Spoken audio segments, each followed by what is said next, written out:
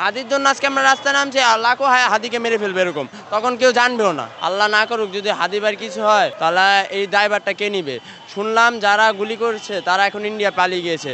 India যে পালাবে গোয়েন্দা সংস্থা যেগুলো জানে, গোয়েন্দা সংস্থা তো প্রতিটা বিষয় জানা আছে, তাহলে কেন তারা কিছু করতে পারলো না? গুলি করার একদিন আগেই তো মেবি শুনলাম ও একটা ব্রিফিং এ বলতেছিল গুলি তো যে কোনো মুহূর্তে আমাকে করতে পারে, সে একটু ভয় ছিল, তো হয়তো বা তার কারণেও কিছু গেছে। তার কারণে যদি যেতে পারে তাহলে গোয়েন্দা সংস্থার কাছে অবশ্যই গেছে, তাহলে কেন আমাদের এই দেশে গোয়েন্দা সংস্থা কিছু করলো না? আর আজকে হাদি ভাই মারা হয়েছে শুক্রবার, আজকে 3 দিন হয়ে গেল, 72 ঘন্টা ক্রস হয়ে যাচ্ছে, এখন পর্যন্ত এটার কোনো বিচার হয়নি। এই নেক্সটে যদি আমরা জুলাই যোদ্ধা যারা তাদের উপরে কোনো গুলি করা হবে না, এটার গ্যারান্টি কে দিবে? এটার বিচার কে করবে? তিনি এত বড় একটা এমপি ইলেকশন করতে আছে, তারই বিচার হচ্ছে না। আমরা তো সাধারণ জনগণ, আমাদের গুলি করলে কে তার দায়ভার নিবে? কেউ তো বলবেই না আমাদের জন্য। হাদির জন্য আজকে আমরা রাস্তায় নামছি, আল্লাহকেও হাদিকে মেরে ফেলবে এরকম, তখন কেউ জানবেও না। স্বরাষ্ট্র উপদেষ্টা এর বিষয়ে কোনো পদক্ষেপ নিচ্ছে না।